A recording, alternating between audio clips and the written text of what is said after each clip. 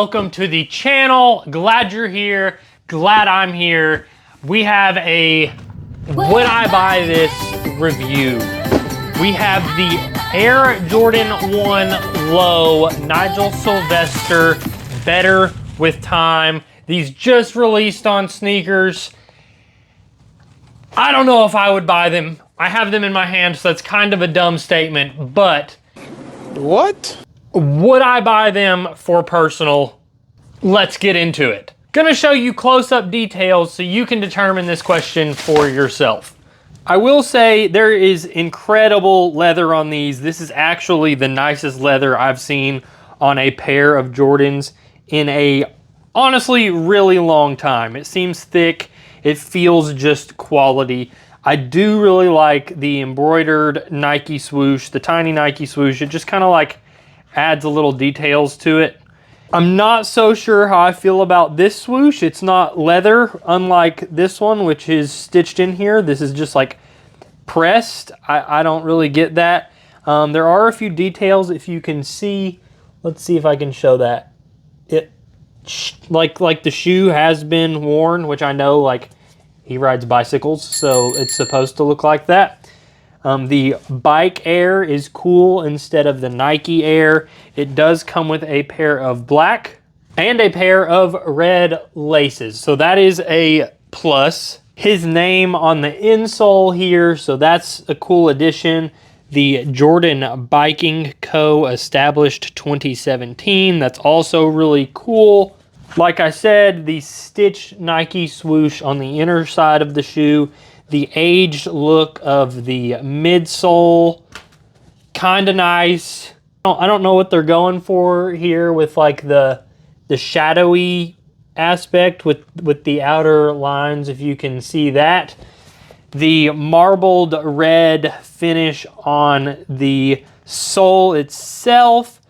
I guess that's just a little extra details, nothing special. You can't really see it from this side of the shoe. I skipped the box. I like any sort of special details on a box. It's just a little something more for the expensive amount of money that you're paying for a pair of shoes that you put on your feet. I like the bike, even though whenever I read it like this, I want to say bikey. But besides that, it is just pretty much a Jordan 1 box with the bicycle on the inside. Go ahead and let me know what you think about them in the comments if you've made it this far. Be sure to hit the like and subscribe button wherever that's at on here.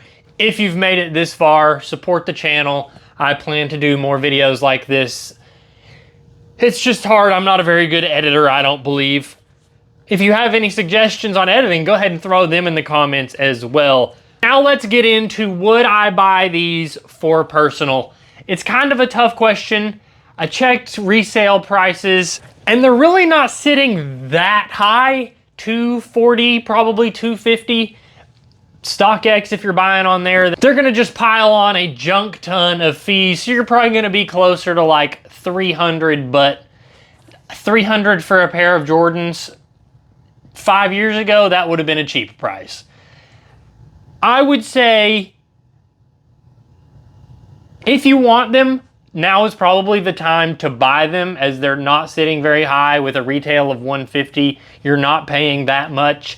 I think under $300 is a good price, especially if this were a Jordan 1 high.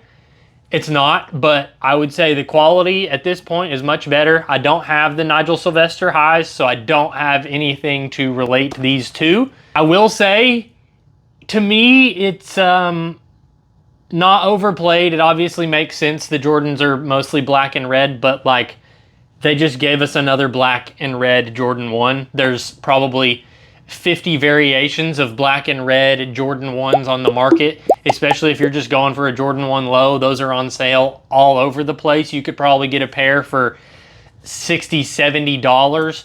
You could probably get a pair on my eBay page, so you might want to go give that a look. Red is not my favorite color, but if I were to just want a pair of the Nigel Sylvesters, I probably would just go grab the highs, since they're only like $150 more than these, and I like the more vintagey look of the highs. Or even you've got the Jordan 4 brick by bricks. Those are red, so oof, but like, that's a nice pair. I have them somewhere in my pile of my collection. Didn't anticipate bringing them up in this video, or I probably would have had them on hand. So overall, my opinion is I would not purchase these for the personal collection. I would find something similar and not pay the premium amount for these.